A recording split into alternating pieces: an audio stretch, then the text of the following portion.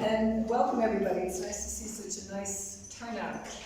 I'm not going to go into a lot of bio or any background. Let's just go right into the discussion. We're figuring about 45 minutes, 50 for our back and forth, and we release time at the other end for questions. So if you have some, just note them down mentally or whatever. So, but welcome. We're happy to have you. So, Camille. Hi.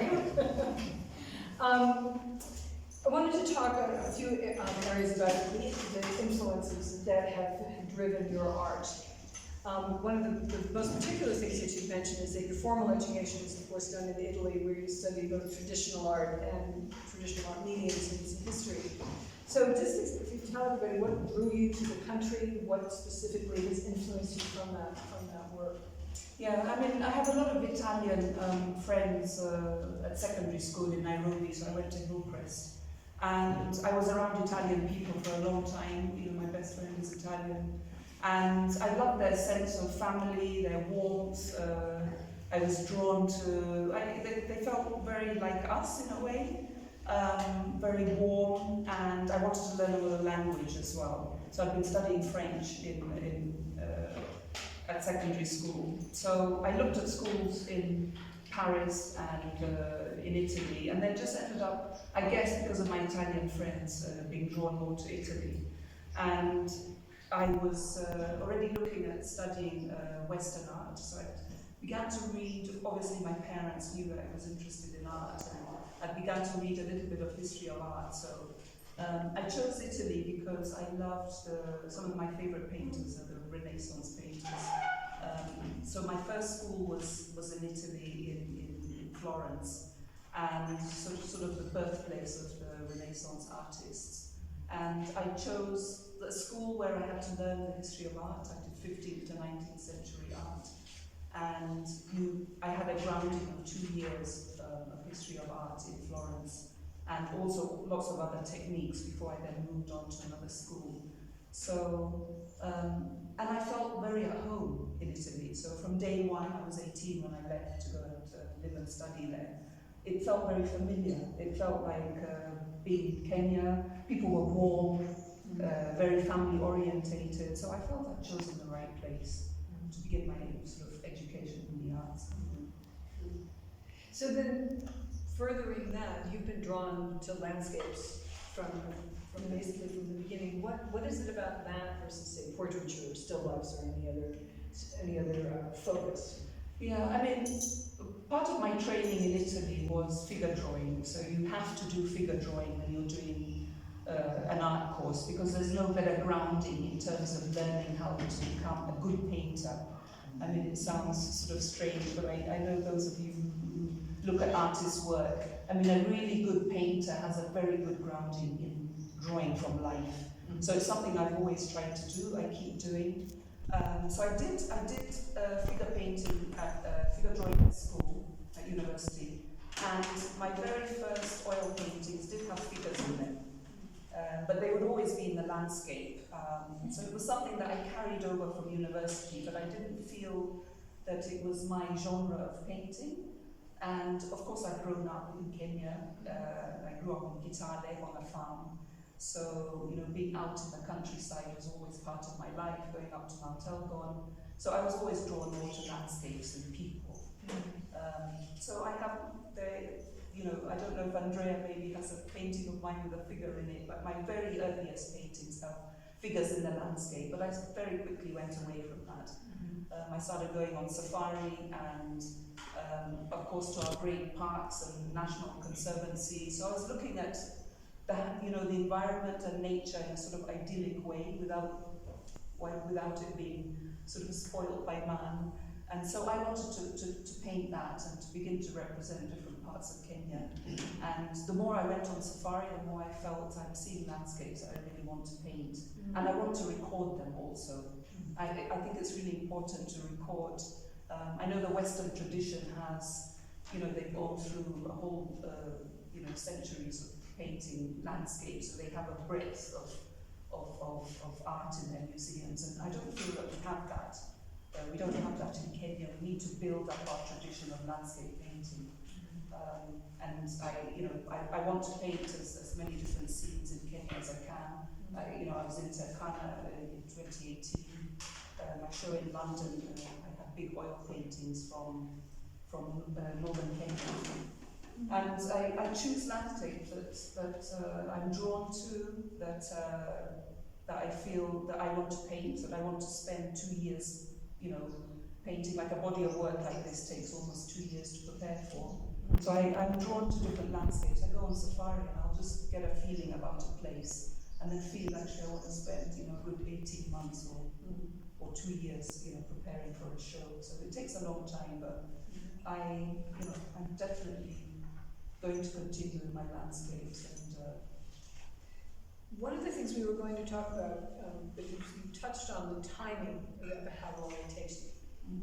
If it's 2 years to do an oil, why don't we just, because you brought it up, why don't we talk about that now? What is the process? Yeah, I mean the process of oil painting is very technical. So my education was in Italy, so I learned all the sort of ancient painting traditions. So how to prepare your canvas the way they used to in 13th and 14th century. So priming your canvas with a gesso, which is like a white paste. And then, stretching the canvas yourself using old techniques. So I learned, my grounding was very much in how they used to do it in the early Renaissance. So I paint, the reason my oil paintings take so long, so you can see the two at the back there, the one on the right, sort of two maze ones, and then this one, which was not in the show when I opened the show 6 weeks ago. Is because it hadn't dried. So oil paint, it's very technical. I mean, I work in glazes, so I'll start a painting. So by the time I finish a painting like this, I've probably done about 40 layers of paint. So I'll start with very thin glazes of paint. I'll then build up the trees and lattices, and the reason it takes so long is because oil paint stays wet. So you have to keep allowing the canvas to dry. So even though I use drying mediums mixed together with the paint, I'll, for example, do a layer on a canvas like this. It'll be dry to the touch within 48 hours, but if you go back too quickly to do the next layer, you begin interfering with the drying process of the layer underneath. So you can't rush an oil painting. I mean, these oil paintings take over a year to do, the big ones. Because I'm leaving it to dry in between. And the thing about oil paint also, and it's also why I love it, the more I paint, the more I feel like I want to know about how oil paint works. It's very technical, but there's so many things I'm still learning 30 years after going to university about oil paint.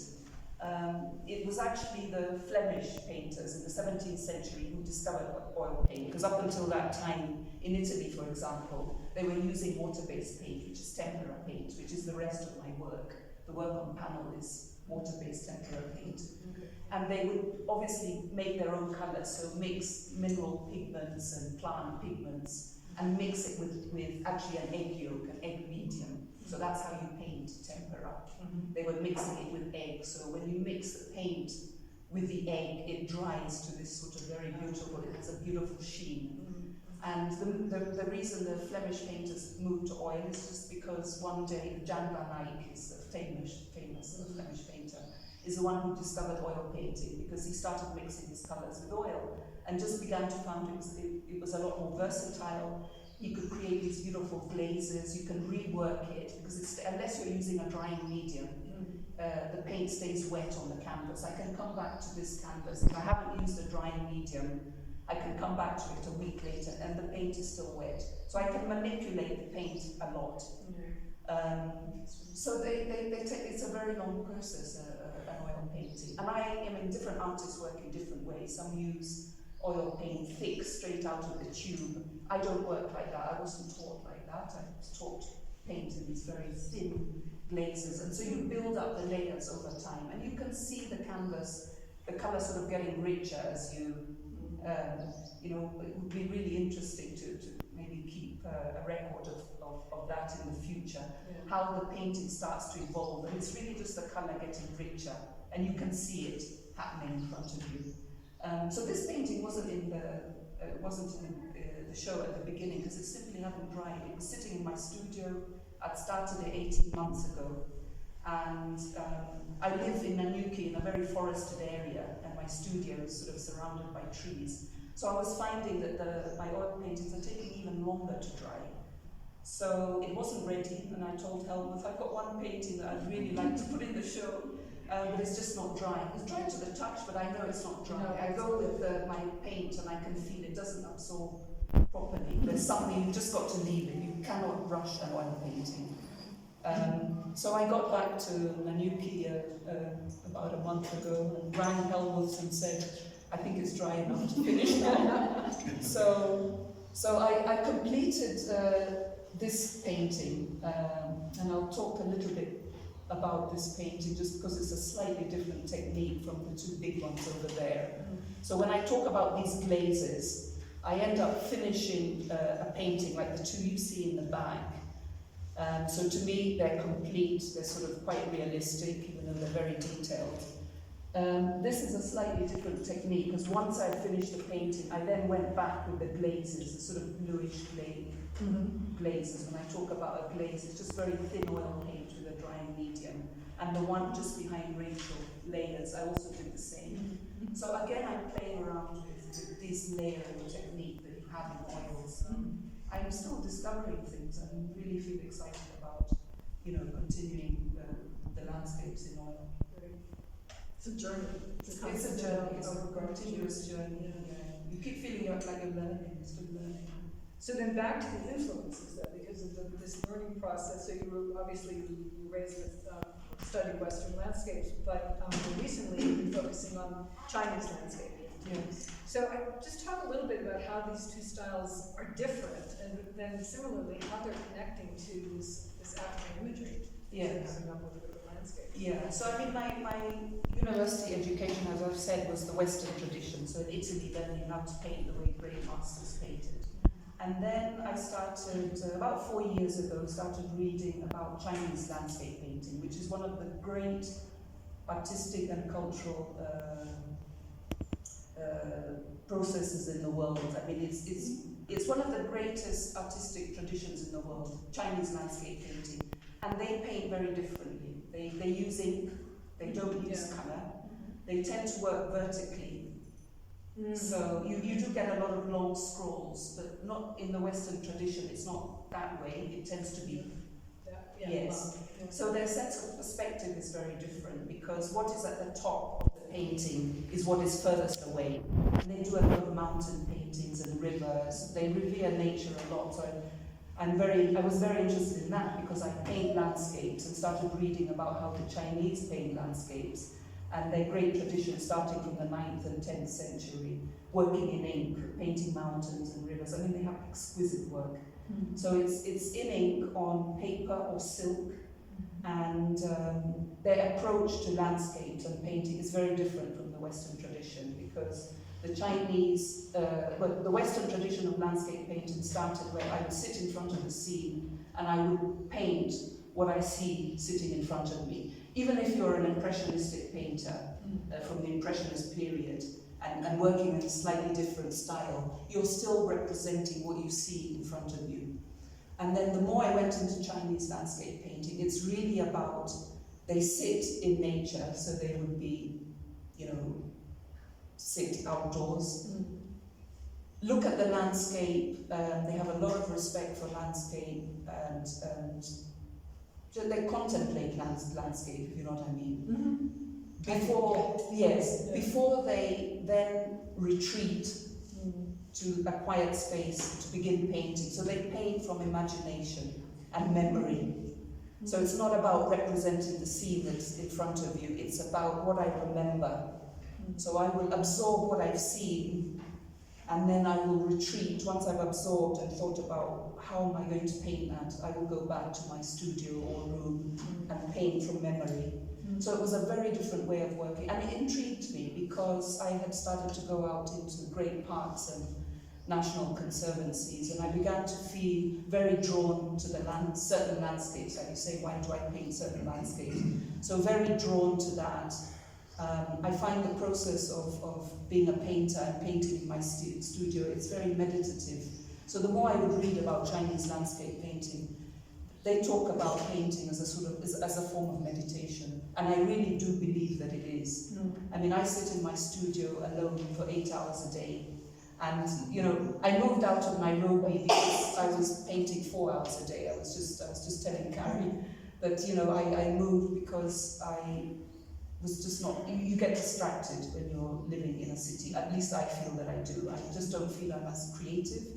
Living in a city like Nairobi, there's too many things. You go out for coffee, you get sidetracked.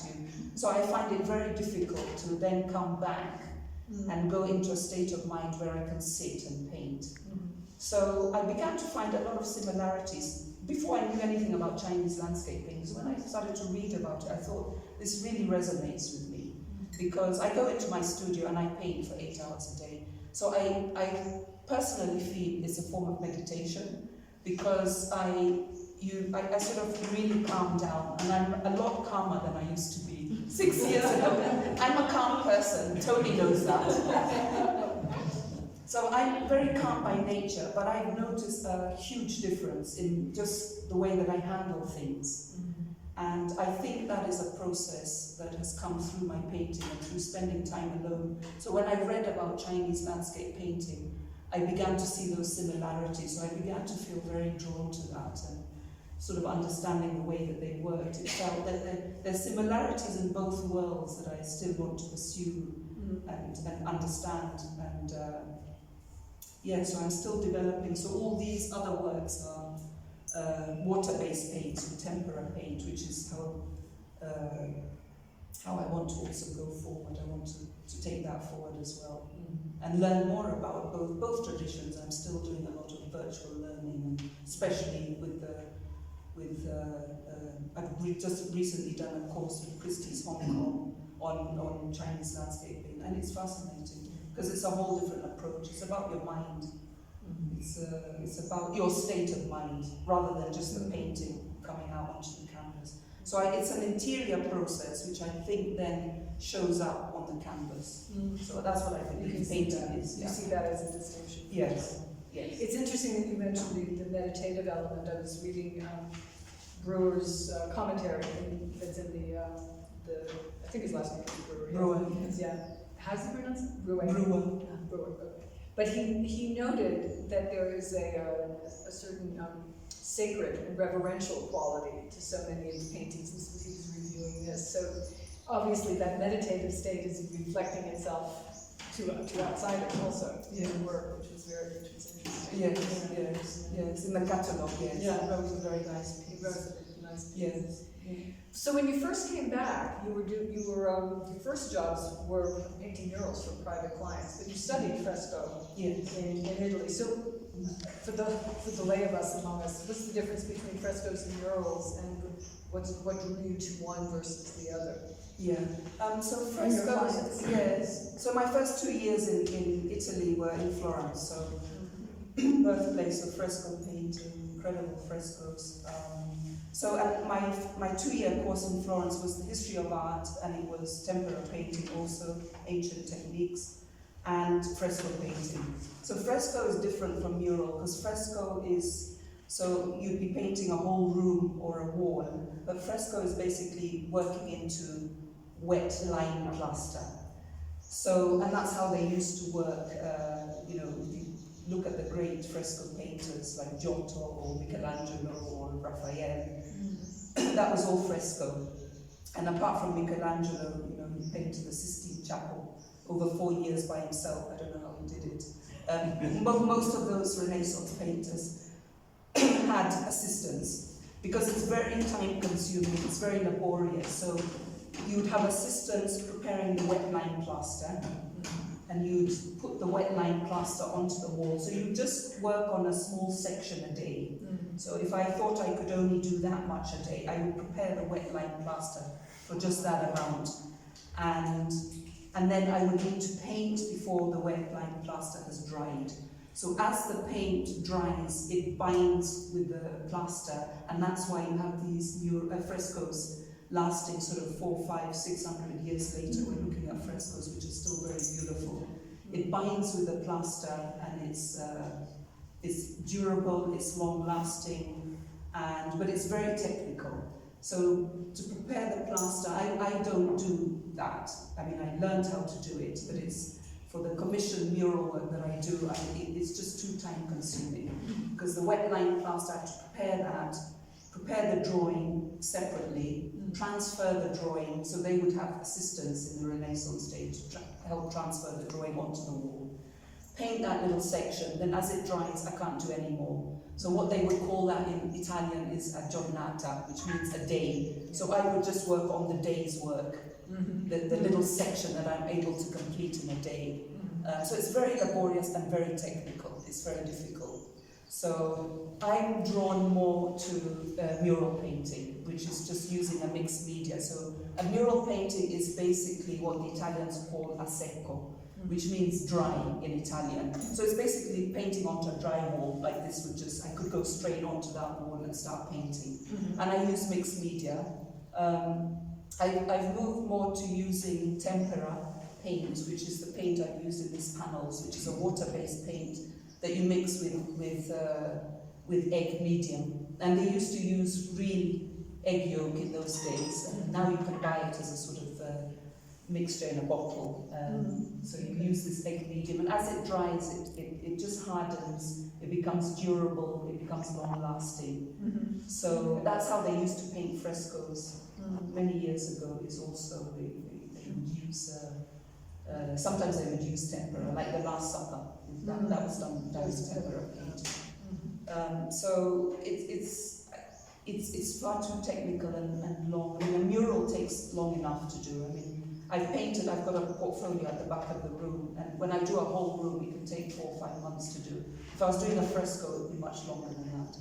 So I tend to use either tempera paint, or I'm now moving to using casein paint, which is a paint that they used to mix with milk. It's like a milk acid, like a lactic acid. So all these technical things that I also learned in Italy. And there's also proof that the earliest cave paintings, going back to sort of 11th century, have been done in this casein paint. So they're long lasting. The milk acts as a binder. So they added this sort of acid milk to the paint, powder pigments. And then once you go onto the wall, it binds with the wall, and that's how they're durable and long-lasting.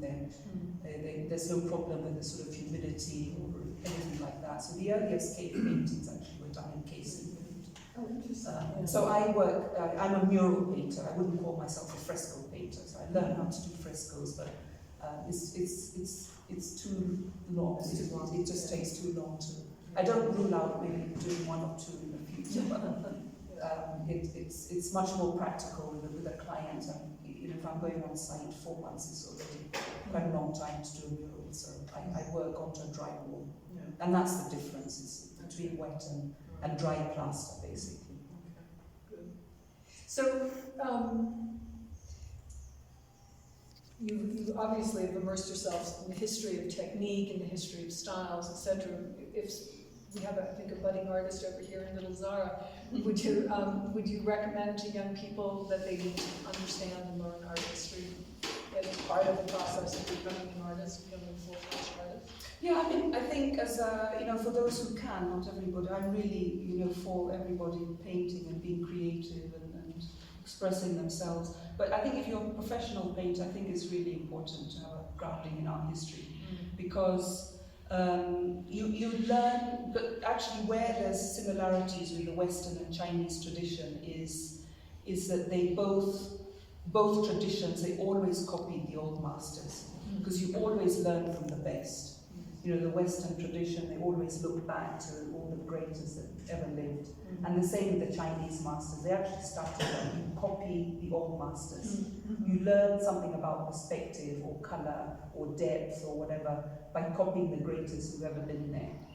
So you start with that, so I learned that at university. But I think as you go forward in your own career, like for me, for example, as a landscape painter, if I know where landscape painting was in the 13th, 14th century. Mm. And I have an understanding where it started and how it's evolving. Mm-hmm. And I'm here today painting. I can better understand, even if it's just an interior personal process, how I can move landscape painting forward. Mm-hmm. And you can't understand that unless you really understand where it's come from. Mm-hmm. So I think even, I mean, artists, they don't necessarily have to have gone to art school. You can see a lot of stuff on YouTube. Mm-hmm. But I think there's a depth in people's work or artists' work when they have an understanding of where things have come from, where they are today, and then how can I help evolve with that genre of painting, whether you're a portrait painter or a landscape painter. And it sounds like an easy thing to do, but it's not. There's very few artists who cross over and who are able to evolve the tradition of the genre of painting that they're doing. So I think for professional artists that's really important. Yeah. If you take your work seriously, I think it's key. It's kind of like the sort of the stylistic version or the understanding version of what Picasso once said. You need to know basics, the rules of drawing in order to break them. Exactly. That's exactly what it is. I mean, Picasso is one of the best examples because, you know, a lot of people look at his work or people who are not used to maybe looking at art and think, what, this is really strange, why? But if you look at his earlier work, I mean, no one drew better than him. Yeah. So he started like that. He then broke all the rules and then evolved to painting and drawing. So you can't do that unless you know where you've come from. So he's, I mean, a classic example of how Well, to speaking move. of where you come from, so what you mentioned the Renaissance. Who are some of the greatest influences on the work that you do as individuals, not just the time period, but here in Europe, wherever in particular Chinese artists. That There's 2 or 3 artists who I really and I just love their work. I'll maybe talk about a couple of them. I mean, one I always mention is Alessandro Botticelli, who worked in the early Renaissance, the late 1400s, early 1500s. One of my favorite painters of all time. And his work is in the Uffizi in Florence, so I was able, when I lived there, to go on a weekly basis to see his incredible panels. And he worked in tempera, so water-based on panel. So tempera tends to be on panel, not on canvas, because you need a sort of solid base when you're working with water-based paint, because it's very translucent, and so the canvas, I don't like it, so I prefer to work on a panel. He's one of my favorite because I just find his work very elegant, very refined. Now that I'm painting in tempera, it's extremely difficult to paint in tempera because it's so translucent, and you put a layer of paint on and you can hardly see it. You're kind of building up layers, but in a very different way to oil paint. And when you sort of put a mark on the panel, you can't. You can't. He's come to say hello and observe the art. I'll have a sip of water while I'm saying that. We could put a paintbrush on his tail. Create some modern art. So it's a little bit like watercolor, although it's much nicer paint to use tempera. It's a water-based paint, so almost like I wouldn't say similar to watercolor, but it's more similar to that than oil paint. And he painted in tempera, and his work is exquisite. And I can see now that I began to work with tempera paint, it's very technical and very difficult to work with. So he's one of my favorite painters of all time. A more recent one is I discovered, although he passed away a few decades ago, is an Australian painter called Fred Williams. A friend of mine gave me a book. I've never heard of him before, although he was a very well-known landscape painter in Australia. He passed away in 1970, I think. And if you look at his journey, he started off painting portraits and then began to paint landscapes. Quite realistic landscapes, and then became totally an abstract landscape painter. So just learning about his journey, and again, that's the process. He went through his own process, and I watched his work sort of evolve. And I mean, his most famous paintings are called the Yu-Yans or something like that. It looks like just a mass of colour with little dots on it. They're really fabulous paintings, but you understand the process better when you read about where the artist has come from. So he's one that I found recently that I absolutely love. Famous Australian painter, but like I said, I had not heard about him before. And then more recently, I mean, so many incredible Chinese landscape painters, all the way from the 9th, 10th century, all the way through to today. They're sort of mountain paintings and water paintings. I mean, it's all about nature. Landscape, Chinese landscape painting is all about nature. It's about the reverence for nature. It's about painting landscapes, mountains, rivers, and like I said before, in ink. And working quite often vertically. And I wouldn't know how to pronounce a lot of their names, but I've got some really beautiful books now, and it's an area that's really fascinating me, and I want to sort of dive deeper into that. And because I'm going forward painting landscapes, I'm definitely going to dig deeper into Chinese landscape painting. It's a great tradition, and it's one of the great cultural traditions in the world. Yeah. So, after all these years in Europe, you came home. Yes. What brought you back? Does that have power? What brought you back? And maybe know a few African artists that are also you find particularly inspiring. Yeah. I mean, what brought me back was after Italy, I came straight back and started doing a lot of commissioned mural work. And then I had a lot of commissioned mural work for about 5 or 6 years. And then I felt I wanted to go and live in Europe again. So I moved to London. So I lived in London for 6.5 years. And I, did some work for Coca-Cola Africa. So I did a mural in their boardroom, then got involved with helping them build a collection of art. And started to enjoy life in London. I mean, I loved everything about London. Theatre, museums, galleries. So I started to really enjoy life there. But I just found out towards the end, particularly, I was just painting less and less. Again, that was being in a busy city and just, I just wasn't enjoying my painting so much anymore. And also, I just felt towards the end I wasn't in the right place for my career.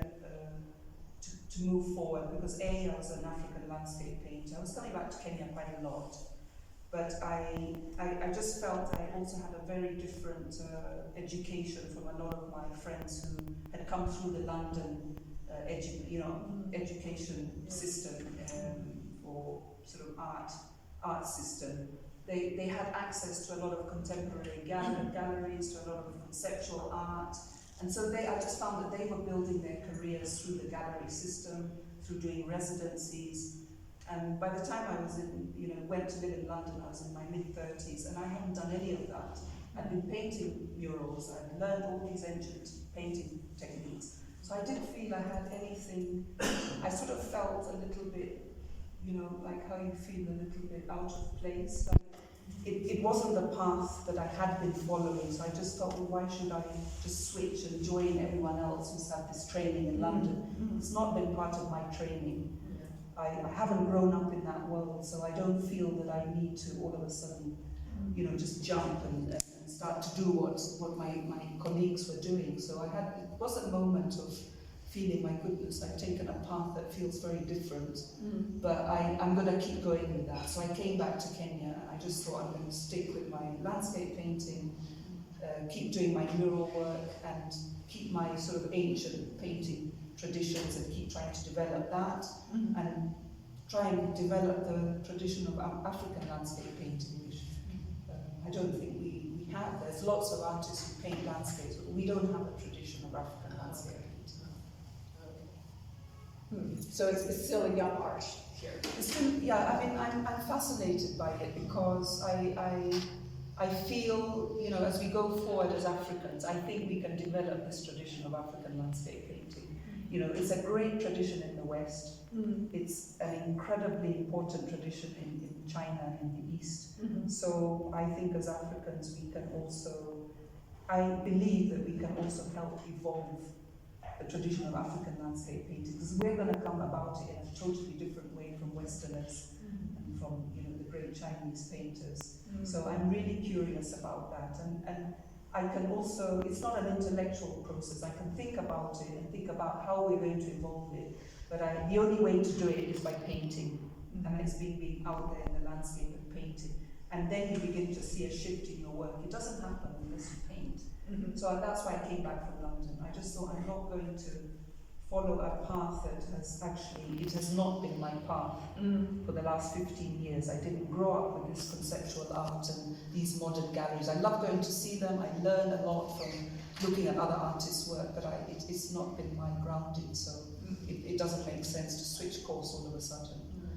So that's why I came back, and you know, I draw inspiration from lots of other artists. We have fabulous Kenyan artists. The art scene is really coming up, and you know, we have very well-known Kenyan painters out there.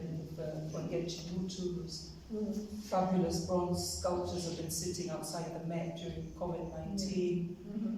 We have Magdalene Odundo, who does these fabulous pots. She's elevated crafts to an art level. She's based in the UK, in Surrey. Michael Armitage is a young painter based in Canada. I think he lives in Canada now. So there's some really incredible Kenyan painters, and there's going to be more and more and more as they get discovered. It's a bit of the diaspora, though.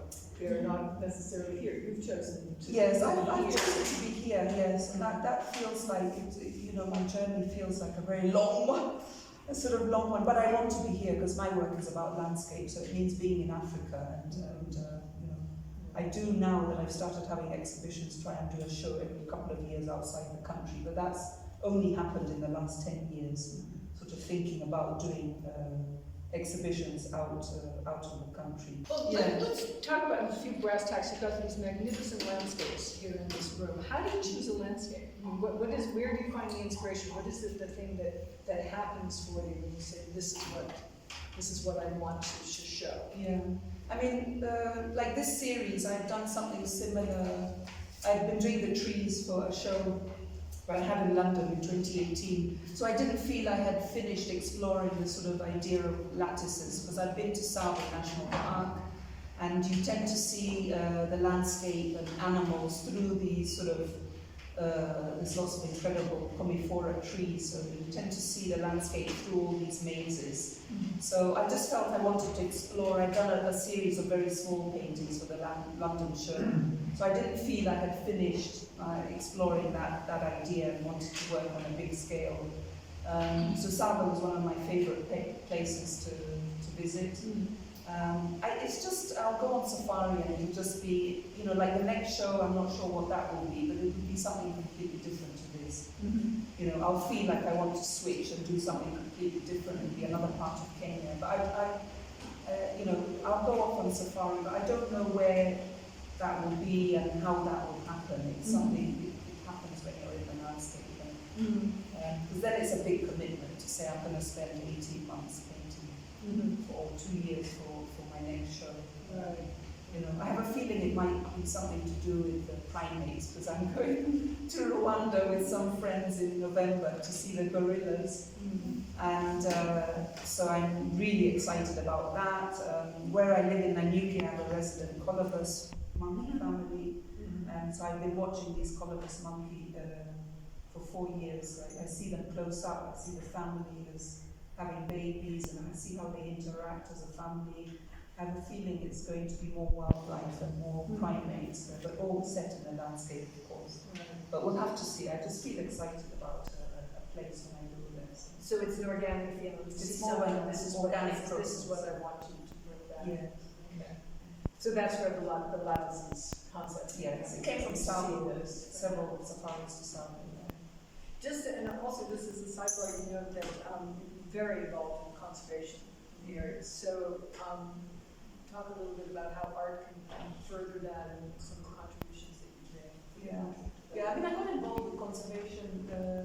I was secretary of Karura Forest Board for 6 years, and in Nanyuki, with a few like-minded neighbours, trying to set up a colobus, primates trust to sort of look after the sites of the colobus monkey in my part of the world. I live on Tulili River.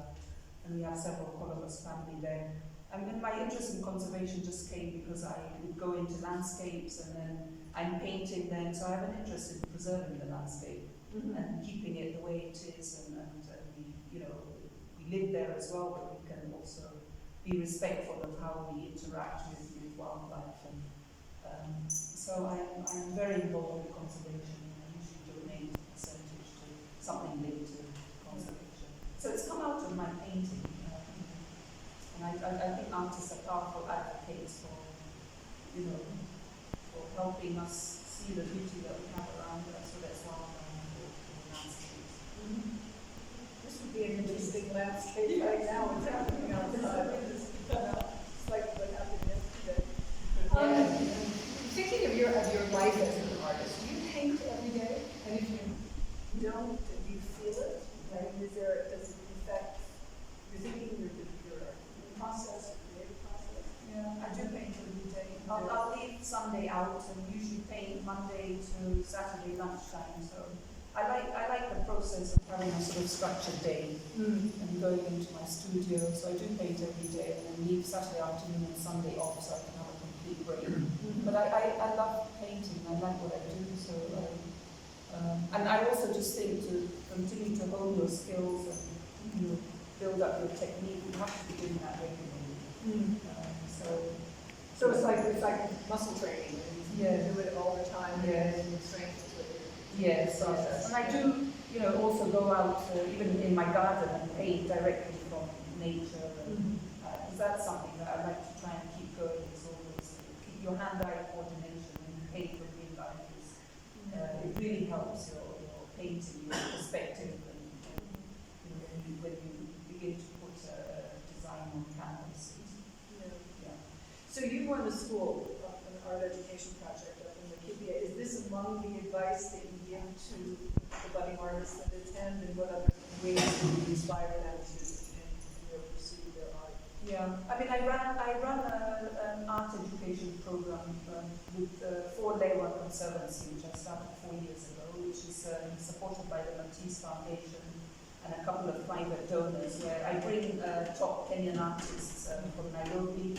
We go into the schools, some of the schools that Lewa have built, and we just teach basic drawing and painting skills to some of the kids there. And it's also just to give them something creative to do, because they don't do art in school. So I run that, and we just, you know, had seed money for another 3 years from the Lattices Foundation and private donors to continue it another 3 years. So we started off in January, February, and then obviously because of COVID we had to lock that down, and we'll probably restart it next year. So I want to continue doing that because I want to, you know, as many kids out there to also learn how to paint and draw, and you know, even if they don't end up as an artist, I think it's really important that they have a creative outlet. And so I want to help Lewa with that program at least for another 3 years. Sort of set it up, and then I think they want to, you know, think about employing teachers to then, you know, carry on that. Are you inspiring them? I mean, you were talking about how there's not a tradition of landscape painting, but there should be, because the landscapes here are so breathtaking. Is that part of your influence? Yeah, I mean, I think that will happen. I mean, there's lots of amazing painters in Kenya and in Africa. We've got lots of wildlife painters there painting the landscape. So I just think we need to think a little bit more seriously about what do we mean. And I'm doing a lot of research as a painter, as a virtual student, and about how. So I'm doing a lot of writing and research. So not just painting research, but written research, because I believe we can have a really great tradition of African landscape painting, even if we're just starting today, and it will take decades or longer to help evolve that. That's really what I'm interested in doing now. So the more painters who are out there, and then I think it can also be a call to action to looking after the environment and protecting nature. It's almost like, you know, artists are very powerful advocates for getting things done through their work, through bringing things in a very diplomatic way to people's attention, let's say. So I'm very interested in that. So I'm doing my own written research also. Well, given the state of our current climate crisis, that leadership really is a wonderful way to bring in to open up eyes. Yes, and I mean the African painting tradition might be even about marrying that, you know. Yeah. It's like a call to action. It could be something along those lines. You have to see. Yes. So, you've said that your next project will be a series of 8 murals based on iconic landscapes. This will be at your home, and then it'll take about 6 years to complete. That's true, still. I know, it's like frightening to think about. So, well, let's think about that a little bit. Why are you doing it, and what is the end goal? What are you trying to accomplish? I mean, the end goal, I've got my first sketch here, which I'll just show everybody. So this is a personal creative journey, and I'm going to do a series of 8 circular murals. The first one is of Aberdare's Forest. So this has been drawn to scale. It's a photocopy. I've got the original at home. And so basically it would be like that, yeah? So the first is of Aberdare's Forest. I'll leave it out so that you can all have a look at it. It's a personal creative journey because I want to record, you know, great landscapes in Kenya, the Aberdare's Forest, the Great Rift Valley, Turkana, Mara, Mijikenda, Kaya Forest, the coast, so sort of world heritage sites within Kenya. So I want to paint that. It's my own work that I want to put out there. So of course each mural is going to take about 6 months to do, 5 months to do. So I want to leave it for 6 years because I think that's a natural span of time. I want to do other paintings in between. So it's about also helping build collections of art in Kenya. So I also want other artists, as I'm doing that, to come and also create site-specific work, which I hope one day, people will be able to come and see, and also have the local community, particularly kids, come. You know, I want them to also come and watch me paint, and maybe they're there with their paper. And it's just to sort of move art forward in Kenya. There's so much to do, and I just feel like I want to do my part. So it's a personal journey, but I suppose the longer term goal is about having a body of work that people can come and see, and I want to work with a lot more artists to come and help, do work, whatever type of painting or sculpting they do, to help build that body of work. That's what it is. Yeah. But you will have time to continue to do your our pieces and your further exploration. Yes, I mean, probably my next solo show will be much smaller, maybe it'll just be 8 or 10 pieces, because I won't have time to do a body of work that's sort of 16, 17 pieces. So I'll be working less, but keep going and going with paintings on canvas and on panel. But it's a personal journey. That idea formed when I was in London. So it sort of came about, yes, sort of the ideas. I started doing a lot of the design work there. So that was also the pull back to Kenya, and it took me a long time to find my home. I wanted to find the right place to be able to build that project. And, so I've started this one. It's a long journey, but I just started it. Yeah. Well, we talked a little bit about this, but it was more from process, but this is now a completely new piece of work for the catalog. Do you might want to talk a little bit about beyond the process, which is what we had behind this and what you were doing.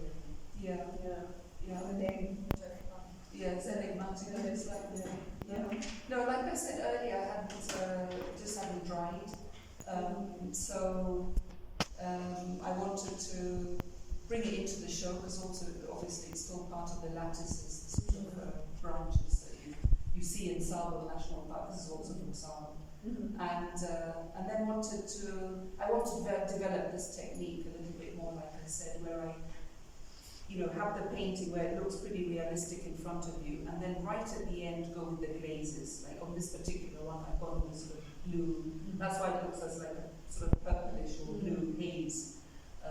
Because I'm trying to evolve my personal technique with oil painting, and just see where I can go with it. And you might think that why do all those 40 layers and then go with glazes at the very end? It sounds like a waste of time. But actually, you can't create the depth and the richness with oil paint without creating previous layers in between. So, yeah, I'm glad it was finished now. I think to bring it to the end. It's a beautiful edition, color-wise especially. It's so different. Yeah. Why don't we open up to the Yeah, floor? yeah. Yes, first and 10 minutes. Questions, yes. Pam, when you go out to the landscape and you're looking at it, then you go back and paint. Yes. Do you photograph what you're seeing, or do you keep it all in your mind? And I'm asking as one of the older people in the room who's having short-term memory loss. Oh, okay, yes. Yes, so what I'll do, I always start painting in the landscape, but I always oil sketches. So I do oil sketches because I want to record the color, because I do take a lot of photos, but I don't feel the camera, it doesn't record colors the same way. Things tend, you can't see all the nuances with the camera. You know, the little bit of yellow ochre. I also make notes, a bit of yellow ochre, a bit of Payne's grey, and all these different colors. So I record color, particularly color, and general perspective and the way I want the scene to look. So I always start in the landscape, and I'll be, for example, in Savo for 10 days. And then, of course, it's not practical to be the next several months in Savo. So I'll come back to my studio, and then I've already done my sort of layout on canvas. So I will go a lot with imagination and what I remember and what I felt. And that's where I began to find this affinity with Chinese landscape painting. Because the more I read, the more it was about your feeling about the landscape and what you remember. So you'll probably leave out what was not important and just put down a feeling about the landscape. So if I go to that place, I wouldn't necessarily see that tree in that shape. Yeah, not necessarily. Yeah, I mean, my sketches would look very similar to that, but it's not about recording that particular place. It's about, but I do start off in the landscape. I think that's really important. And I don't like I do take pictures, but I don't like referring to photos too much, because I think you start to lose something of your personal hand in the painting, trying to copy the photo, or it's just a sort of visual reference. But I tend to work like that, from imagination, from when I go back into the studio. So I'll make up colours as I go along, and what I remember, and my little sketches in oil. In colour, I've done them always in colour. So I'll refer to those much more than I would in photograph. You're next. I was listening to her. So when you talked about a Chinese tradition where it's important for them to look at the landscape, ingest it, and go back. Yeah. When you go into these landscapes, what are the feelings you're getting that you're trying to bring out into your paintings? Whether it's Savo or like Kikyo or wherever it is. Yeah. I mean, I don't feel that there's. I think I'm just trying to represent the landscape the way I feel, because I always feel drawn, because it must be, a beautiful landscape or incredible sky or something like that. So I feel excited about what I have in front of me. But I think what then happens in the studio, which I hope then shows up on the canvas, is a respect for nature, I hope there's a sense of spirituality in my work, because I come from that place as an artist. I come from a deep respect for nature and for what we have around us, and I want to depict that. I want to help preserve those habitats. So I think as an artist, it's almost like an interior process, rather than saying I want it to look like this, or I hope so and so thinks this about my painting. I'm much more interested in what you have to say about my painting. What does it evoke in you? Because I feel that I'm bringing out what I'm trying to express. If that makes sense. Yeah. Yes. First of all, congratulations, Camilla. This is absolutely stunning. Thank you. It is. Your comment about the lack of development in landscape painting in Kenya, we just don't seem to have that tradition. I mean, it's really piqued my curiosity about why that is the case. Yeah. Considering, how blessed we are with natural landscapes across the country, and it's even beyond Kenya. We're talking about East Africa as well. Absolutely. But what, from your perspective, is the reason why that is not the case, and how can we begin to change that? Yes. Yeah. Yeah, I mean, I think there's a 2-3-pronged approach. I think that there are quite a lot of, wildlife painters, because, we're sort of known for our wildlife, and I hear a lot of also derogatory things about, oh, there's another lion in a painting and all this kind of stuff. Part of our tradition as Africans is going to be also the wildlife that we have, because it's incredible, we don't have it in other parts of the world. But it's also, I think that's where we also have to be careful and really respect our art and how we're trying to develop our art here, because the contemporary art scene, like the Western tradition, they've already been through this genre of painting, painting from real life, pretty realistically the way I do. Their painting has evolved to something else, and we're just at the beginning of that. So I think in the West, my paintings, for example, like this one or the one behind, which looks a little bit more abstracty, would sell much better in Europe. I know that. From my clients that I've sent out there, it just feels a little bit, more modern, if you want to call it that.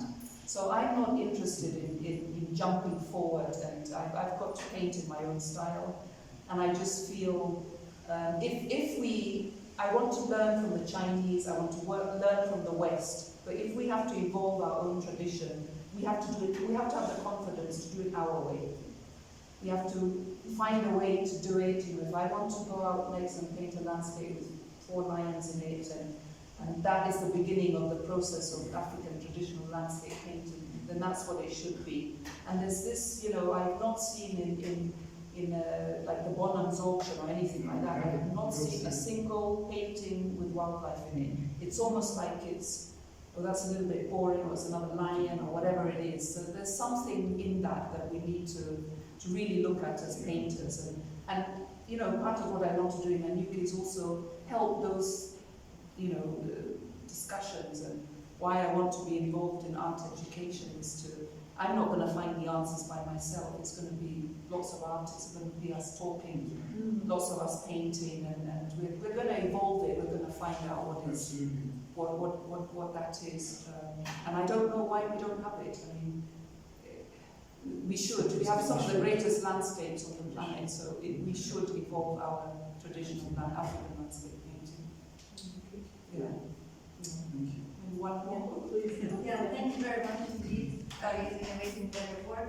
I just following on what this gentleman had just said. Indeed, if one thinks of the landscapes that one has in Africa, there are more landscapes around human presence, around villages. If you go to Sam Tiro's work, for example. Yes. Actually, of course, his techniques are different from yours, but he's also a trained artist, and he has, I think, almost some of the coloring, because it's similar landscapes, that in some instances is close to yours. But of course, there are always people, and these people are not necessarily, they're not dominant there. Yes. Nature actually is overpowering, and I find that beautifully overpowering in these pieces. Also, if you look at the carved works, many of these carved works have nature as part of life. Yes. But it's probably more tame nature, more around village nature. So how do you relate to these traditions of landscapes that is indeed existent in East Africa? Yeah. I know what you mean, because even I remember somebody mentioning to me at the last East African auction that that there was very little, very few paintings with landscape in it. It's all got people in it. And I know there's that, I personally don't put people into my landscapes because I like the sense of sort of an idyllic landscape. But, I hope African landscape painting, it will be with people, without people, with animals, without. And I just think, again, it comes down maybe to history, to having more artists who are aware of the history of art. It goes back to the history of art. I think we need to be talking to artists. Like I hope to do an artist talk here later in the week, and to just begin to talk to artists and students about, why are you painting that? Why are you not thinking about doing it this way? And we just having discussions and begin to develop some of those answers together. Okay. We've got time. One more. Thank you. Thank you very much, and congratulations on the excellent exhibition. I think